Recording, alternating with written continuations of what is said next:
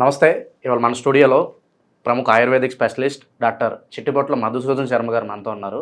Doctor గారితో మాట్లాడదాం. Doctor గారు నమస్కారం. నమస్తే. డాక్టర్ గారు, భార్యాభర్తల మధ్య అన్యోన్యత బాగుండాలన్నా సరే, వాళ్ళ రిలేషన్ బాగుండాలన్నా సరే ఫిజికల్ రిలేషన్ అనేది చాలా ఇంపార్టెంట్. అండ్ ఈ రోజుల్లో చూసుకున్నట్లయితే చాలామందికి శృంగార సామర్థ్యం అనేది తగ్గిపోతుంది. చాలా వరకు పెళ్ళిళ్ళు పెటాకులు అవ్వడానికి కారణం ఏంట్రా అంటే భర్త భార్యని సాటిస్ఫై చేయకపోవడమే ప్రధాన కారణం అని తెలుస్తుంది. వాళ్ళు ఓపెన్గా చెప్పేస్తున్నారు, నన్ను సాటిస్ఫై చేయట్లేదు, సో వీడు వేస్ట్ అని చెప్పి ఓపెన్గా చెప్పేస్తున్నారు. సో వాడికి కోరిక ఉంటుంది కానీ ఆ సామర్థ్యం అనేది ఉండదు, ఎక్కడో ఆ సామర్థ్యం అనేది తగ్గిపోతుంది. మరి శృంగార సామర్థ్యం పెరగడానికి వంటింటి చిట్కా ఏదన్నా ఉంటే మాకు తెలియజేయండి. ఓకే. ఈ రోజుల్లో ఇది అత్యంత సర్వసాధారణం అయిపోయిందండి. ముఖ్యంగా యూత్ వాళ్ళు పడేటువంటి బాధ వర్ణార్థం. నిజంగా మీరు మంచి విషయం ప్రస్తావించారు. ఎవరికి చెప్పుకోలేనటువంటి సమస్య. పెళ్ళిడు చెప్పుకోలేరండి, ఫ్రెండ్స్కు చెప్పుకోలేరు, తర్వాత కుటుంబ సభ్యులకు చెప్పుకోలేరు, తర్వాత శ్రేయోభిలాషులకు చెప్పుకోలేరు, ఆత్మీయులకు చెప్పుకోలేరు, చిట్ట చివరకు డాక్టర్స్ కూడా చెప్పుకోలేరండి. కొంతమంది అయితే 101%, 2% డాక్టర్లతో డిస్కస్ చేసేసి ప్రాబ్లం సాల్వేషన్ కోసం చూస్తున్నారు. కానీ మానసికంగా మదన పడుతూ వ్యధపడుతూ ఆ సమస్యను మరింత జటిలం చేసుకుంటూ చేజేతులారా బంగారు భవిష్యత్తును స్పాయిల్ చేసేటువంటి పరిస్థితి నాగరిక సమాజంలో ఆధునిక మానవుల్లో కలుగుతుందండి. దీనికి సవాలక్ష కారణాలు. వాళ్ళు తీసుకునేటువంటి ఫుడ్ కావచ్చు, వాతావరణ మార్పులు కావచ్చు, అదేవిధంగా వాళ్ళకు ఉన్నటువంటి వ్యాధులు కావచ్చు, అట్లే వాళ్ళు చేసేటువంటి పనులు కావచ్చు, మానసిక ఒత్తిడి కావచ్చు, నిద్రలేమి కావచ్చు, అంటే నిద్ర సరిగా పోకపోవడం, ఇలాంటి అనేక రకాలైన కారణాల వల్ల మరి శృంగారానికి సంబంధించిన సమస్యలు కోకోలోలుగా పెరిగిపోతున్నాయండి. సో ఈ యొక్క కారణాల వల్ల శృంగారపరమైన కారణాలు అంటే మీరు అడిగినట్లు కొంతమంది ఏమైతుంటే కోరికలున్నా నీరసం నిస్తారనుకుంటున్నాను, త్వరగా అవుట్ అయిపోవడము, భార్య ఏమనుకుంటుందో, కొంచెం యాంగ్జైటీ, ఫియర్, ఇవన్నీ కూడా చాలా ఉంటూ ఉంటాయి కదా. సో ఇక్కడ ఏం జరుగుతుందంటే ఈ శృంగారపరమైన సమస్యలు, తర్వాత ఈ యొక్క రతికి సంబంధించిన సమస్యలు అనేసరికి కోరికల పరంగా కొంతమందికి సమస్యలు ఉంటాయి. శృంగార కోరికల్లోనే ఇక్కడ సమస్య వస్తుంది. కొంతమందికి కోరికలు ఒక మోస్తరుగా ఉండి పర్వాలేదు అనిపించుకున్నా స్తంభన దగ్గర ప్రాబ్లం వస్తుంది, అంగస్తంభన. పోనీ అంగస్తంభన కూడా పద్ధతి ప్రకారం ఉంటుంది అంటే దాంట్లో కొన్ని హెచ్చుతగ్గులు. అంగస్తంభన పూర్తి స్థాయిలో కాకపోతే మరి అది పెనిట్రేషన్, సంభోగ ప్రక్రియ జరగదు. సో పోనీ ఇవన్నీ రెక్టిఫై చేసుకున్నా నాకు పర్వాలేదు అనేటువంటి అనుకుందాం అనుకుంటే కొంతమంది ఏం జరుగుతుందంటే స్ఖలనం. అంటే కొంతమందికి స్త్రీ యొక్క లేక భాగస్వామి యొక్క స్పర్శ తగిలిన వెంటనే వాడు ఏదో ఊహించుకుంటాడు, ఎంతో తృప్తి పొందాలనుకుంటారు, భాగస్వామి కూడా ఏదో ఊహించుకుంటారు, కానీ జస్ట్ టచ్ అయిపోతేనే స్ఖలనం అయిపోతుంది. కొంతమందిలో అంగప్రవేశం జరిగిన తర్వాత జస్ట్ 1 or 2 స్ట్రోక్స్కి ఇది అయిపోయేసరికి అంత ఊహించుకొని ఏదో గొప్పగా ఊహించుకునే వ్యక్తి చాలా నిరుత్సాహపడిపోతాడు.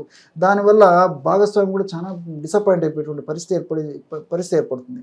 వీటన్నిటికి తోడు ఆర్గాజం అంటే భావప్రాప్తిలో కూడా కొన్ని సమస్యలు ఉంటాయి. సరైన భావప్రాప్తి కూడా ఉండేటువంటి పరిస్థితి ఉంటుందన్నమాట. ఈ నేపథ్యంలో సరే ఆరోగ్య స్పృహ పెరిగిపోయింది, అవగాహన పెరిగిపోయింది, మరి చాలామంది కూడా ఈ విషయాలని తెలుసుకోవాలనేటువంటి ఉత్సాహం పెరిగిపోతుంది. సో ఇవన్నీ కూడా మంచిదని చెప్పుకోవచ్చు. ఎందుకంటే దేహధర్మాల్లో, జీవధర్మాల్లో ఇవన్నీ భాగాలు, శృంగార ప్రక్రియ ఒక భాగము.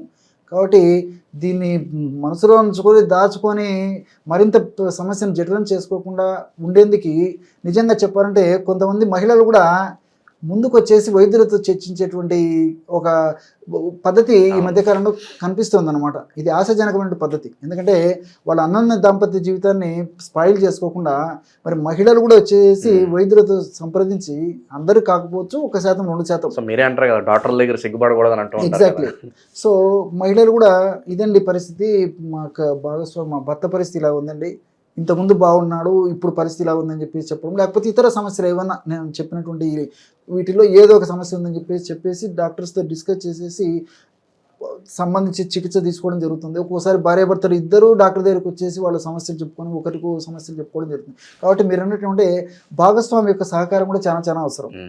ఇప్పుడు సర్వసాధారణంగా భర్త లేకపోతే భాగస్వామి ఈ యొక్క కార్యక్రమం పాల్గొనాలనుకున్నప్పుడు వివిధ రకాలైన కారణాల వల్ల ఎప్పుడో ఒకసారి అరుదుగా కొంచెం శక్తి లేకపోవడం కానీ, కొంచెం వీక్నెస్ కానీ, బలహీనం కానీ, మానసిక ఒత్తిడి వల్ల కారణం కావచ్చు, లేకపోతే ఏదైనా కొంచెం అనారోగ్యం వల్ల కారణం కావచ్చు, ఇతర కారణం వల్ల కారణమైనప్పుడు ఎప్పుడో ఒకసారి ఏదో ఒక సందర్భంలో వీళ్లకు ఈ శృంగారపరమైన భావన కలగక, తర్వాత అంగస్తంభన కలగకపోయేటువంటి సందర్భం ఉన్నప్పుడు దాన్ని ఆసరాగా తీసుకొని 1 లేదా 2 సార్లు చూసినటువంటి వెంటనే భార్య ఎప్పుడైతే నిరుత్సాహపరుస్తుందో ఆ, అంటే భర్తని, ఆ, భాగస్వామిని, ఎందుకు ఇలా అయిపోయారు, ఇంతకుముందు బాగున్నారు కదా, ఈ మధ్య సరిగ్గా ఇది లేకపోతుంది, ఇట్లయితే ఎలాగో అని చెప్పేసి ఒక మాట అనేసరికి అది బాంబు పేలినంత అయిపోతుంది. ఉమ్, సో సమస్య ఏది లేకపోయినప్పటికీ ఈ విధంగా భాగస్వామి ఒక మాట అనేసరికి మానసికంగా విపరీతంగా కుంగిపోతాడు. Prestige issue. అంతే కదండి, మరింత జటిలమైపోతుందండి ఆ సమస్య, మరింత జటిలమైపోయి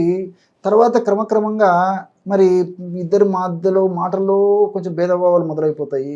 తర్వాత క్రమక్రమంగా ఇతను ఇంటికి రావడం ఏదో ఒక టైంలో రావడము, ఏదో ఆ టయానికి కొద్దిసేపు ఉండేసి మళ్ళీ వెళ్ళిపోవడం చేయడం అవుతుంది. ఒకరికొకరు మనసు పంచుకొని మాట్లాడుకునే పరిస్థితులు ఉండవు. దీనివల్ల క్రమక్రమంగా ఏమవుతుందంటే ఆ దాంపత్య జీవితము సుఖవంతమైనటువంటి, ఆనందమైనటువంటి, ఆరోగ్యవంతమైనటువంటి జీవితాన్ని కూడా చిన్నభిన్నమైనటువంటి పరిస్థితి ఏర్పడుతుంది. కాబట్టి దేహధర్మాల్లో భాగంగా, జీవన ధర్మాల్లో భాగంగా, సృష్టి ధర్మాల్లో భాగంగా ఇదొక భాగం. కాబట్టి ఇలాంటి సమస్యలు వచ్చినప్పుడు వైద్యులతో సంప్రదించేసి, వైద్యులతో చర్చించేసి దానికి పరిష్కారం కనుక్కోవాలండి. ఉదాహరణకి ఇప్పుడు జ్వరం వచ్చింది, డాక్టర్ గారి దగ్గరికి వెళ్ళిపోతున్నాము. మోషన్స్ అవుతున్నాయి, డాక్టర్ గారి దగ్గరికి పోతున్నాము. షుగర్ వచ్చింది, డాక్టర్ దగ్గరికి పోతున్నాము. హార్మోన్గో సమస్య వచ్చింది, సో చర్మ వ్యాధి వచ్చింది, డాక్టర్ దగ్గరికి పోయి డిస్కస్ చేసుకుంటున్నాం కదండి. మరి అలాంటప్పుడు దీని ఒక్కదాన్ని ఎందుకు దాచిపెట్టుకోవాలండి? కామన్గా నేను లాజిక్గా చెప్తాను. సో ఎవరితో చెప్పుకోలేని సమస్య కరెక్ట్గా కాదని నేను మరి డాక్టర్ గారు ఉండేది ఎందుకండి. సరే. సో అయితే ఇలాంటి వారు ఎవరైతే ఉన్నారో మరి వాళ్ళకి భరోసా కలిగించేలాగా మంచి వంటింటి చిట్కా అయితే తెలియజేయండి గురుగారు. దీనికి జస్ట్ 3 పదార్థాలండి. అశ్వగంధ చూర్ణం. అశ్వగంధ చాలా మహిమాన్వితంగా అద్భుతంగా పనిచేస్తుంది. అశ్వగంధ చూర్ణం ఒక 20 గ్రామ్స్ తీసుకోవాలి. అదేవిధంగా లవంగాల చూర్ణం ఒక 20 గ్రామ్స్ తీసుకోవాలి. దాల్చిన చెక్క చూర్ణం 20 గ్రామ్స్ తీసుకోవాలండి. సో అశ్వగంధ చూర్ణము, లవంగాల చూర్ణము, దాల్చిన చెక్క చూర్ణం, ఈ 3 పదార్థాలు ఒక్కొక్కటి 20 గ్రామ్స్ చొప్పున కలుపుకోవడం వల్ల 60 గ్రామ్స్ ఔషధం రెడీ అయిపోతుంది. ఈ 60 గ్రామ్స్ ఔషధాన్ని రోజు 2 సార్లు వాడుకోవాలి. ఉదయం ఒకసారి, రాత్రి ఒకసారి వాడుకోవాలి. ఉదయం పూట 1 గ్రాము, రాత్రిపూట 1 గ్రాము, అంటే రోజు 2 గ్రాములు వాడుకుంటే నెలకి 60 గ్రాములు మళ్ళీ తయారు చేసుకొని వాడుకోవాలి. ఈ విధంగా కొన్నాళ్ళ పాటు వాడుకోవడం వల్ల శృంగారపరమైనటువంటి జీవితం చాలా అద్భుతంగా తయారవుతుందండి. అంటే వాళ్ళకు శారీరక కోరికలు పెరిగిపోతాయి, అదేవిధంగా అంగస్తంభన సామర్థ్యం బాగా పెరిగిపోతుంది, అదేవిధంగా స్కరణానికి సంబంధించిన ఇబ్బందులు తొలగిపోతాయి, మంచి భావప్రాప్తి కలిగేటువంటి పరిస్థితి ఏర్పడి దంపతుల మధ్యలో మంచి ఆనందకరమైనటువంటి, అన్యోన్యమైనటువంటి దాంపత్యం కలిగేదానికి అవకాశం ఏర్పడుతుంటుందండి. మరి ఆధునికంగా మనం ఆలోచించినప్పటికీ ఈ అశ్వగంధలో ఉన్నటువంటి వివిధ రకాలైన రసాయన పదార్థాలు శృంగార సామర్థ్యాన్ని బాగా పెంపొందింపజేస్తాయని చెప్పేసి పరిశోధనలు కూడా నిరూపితమైందండి. ముఖ్యంగా అశ్వగంధంలో ఉన్నటువంటి కొన్ని రకాలైన విథనాలు, అదేవిధంగా విథానిల్లు, సోమ్నిఫెరిన్ లాంటి అనేక రకాలైనటువంటి రసాయన పదార్థాలన్నీ కూడా ఇలాంటి రసాయన పదార్థాలు అశ్వగంధంలో ఉండడం వల్ల ఈ రసాయన పదార్థాలు కణాల్లో ఉన్నటువంటి మైటోకాండ్రియా యొక్క పనితనాన్ని మెరుగుపరుస్తాయండి. కణాల్లో మైటోకాండ్రియాలు అని చెప్పేసి ఉంటాయండి. మైటోకాండ్రియాలు తక్కువగా ఉండడం కానీ, మైటోకాండ్రియాలు సరిగ్గా పనిచేయకపోవడం వల్ల కానీ జరగడం వల్ల మనిషికి శక్తి తగ్గిపోతుంది. ఇంతకుముందు మీరు ప్రస్తావించినప్పుడు చెప్పారు శారీరక శక్తి ఉండడం లేదు అని చెప్పేసి. సో ఈ మైటోకాండ్రియాని పెంచేటువంటి శక్తి ఇందులో ఉన్నటువంటి అమైనో గ్లైకాన్స్ అనేటువంటి రసాయన పదార్థాలకు ఉన్నాయి. విథనైల్లు, సోమ్నిఫెరిన్ ఈ పదార్థాలతో పాటు ఇందులో అమైనో గ్లైకాన్స్ అని చెప్పేసి రసాయన పదార్థాలు ఉన్నాయన్నమాట. ముఖ్యంగా ఈ అమైనో గ్లైకాన్స్ అనే రసాయన పదార్థాలు మైటోకాండ్రియా యొక్క ఉత్పత్తిని పెంచుతాయి, వాటి యొక్క పనితీరును కూడా పెంచుతాయి. ఎప్పుడైతే వాటి యొక్క ఉత్పత్తి పెరిగి పనితీరు పెరిగిపోతుందో అప్పుడు శృంగారానికి సంబంధించిన శక్తి కూడా బాగుంటుంది. సో మంచి శక్తి. అందుకే అశ్వగంధ మీరు ఎక్కడైనా చూసినప్పుడు గుర్రం బొమ్మ వేసి ఉంటారు అనమాట. అంటే సృష్టిలో, ప్రకృతిలో, ఈ జీవజాతుల్లో గుర్రానికి అద్భుతమైనటువంటి ఈ శృంగార శక్తి ఉంది అని చెప్పేసి దానికి ఒక రిప్లికా లాగా ఈ గుర్రాన్ని బొమ్మ వేసి ఉంటారండి. అందుకే ఇంగ్లీష్ మెడిసిన్స్ లో కూడా హార్స్ పవర్ టాబ్లెట్స్ అని చెప్పి వాళ్ళు అదే యూజ్ చేస్తూ ఉంటారు. హార్స్కు అంత శక్తి అన్నమాట. సో పేరే అశ్వగంధ. సో అదొకటి. రెండవది ఏంటంటే ఈ లవంగాల్లో యూజినాలు, మెగ్నీషియం అనేటువంటి పదార్థాలు ఉన్నాయండి. సో ఈ యూజినాల్ అనేటువంటి పదార్థం ఏం చేస్తుందంటే మెదడులో అస్టైల్ కొలిన్ అనేటువంటి రసాయన పదార్థాన్ని పెంచుతుంది. ఎప్పుడైతే మెదడులో అస్టైల్ కొలిన్ అనేటువంటి రసాయన పదార్థం పెరుగుతుందో అప్పుడు శృంగారం మీద కోరిక పెరుగుతుంది.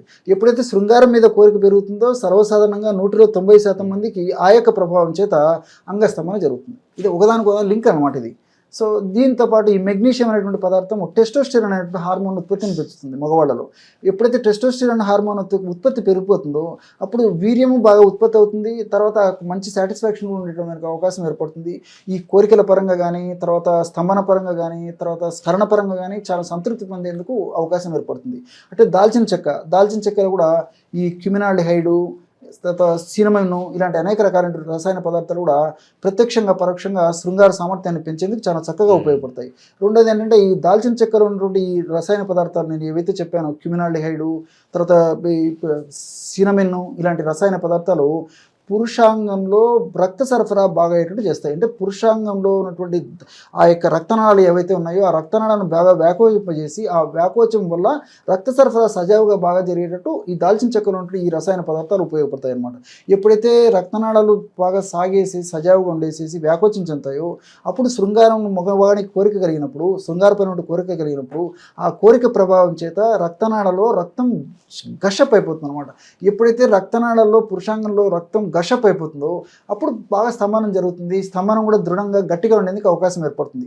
కాబట్టి వీటన్నిటి కూడా మనం శాస్త్రీయ పరంగా కూడా మనం ఆలోచించినప్పటికీ కూడా ఈ అశ్వగంధ, తర్వాత లవంగాలు, తర్వాత ఈ దాల్చిన చెక్క వీటిలో అత్యంత సమర్థవంతమైనటువంటి గుణాలు ఉన్నాయని చెప్పేసి తెలుస్తుంది. కానీ చాలామందికి వీటి మీద అవగాహన లేక, వాటి మీద చక్కరైనటువంటి స్పృహ లేకపోవడం చేత ఇదేదో చిన్న చిన్న వైద్యాలు ఎక్కడ పనిచేస్తాయి అనేటువంటి పరిస్థితులు చాలామంది ఆలోచన చేస్తారు. కానీ శాస్త్రీయంగా ఆలోచన చేస్తే కూడా మరి ఇవన్నీ కూడా ఈ శృంగార సామర్థ్యాన్ని పెంచేందుకు చాలా అద్భుతమైన ఔషధాలని చెప్పుకోవచ్చండి.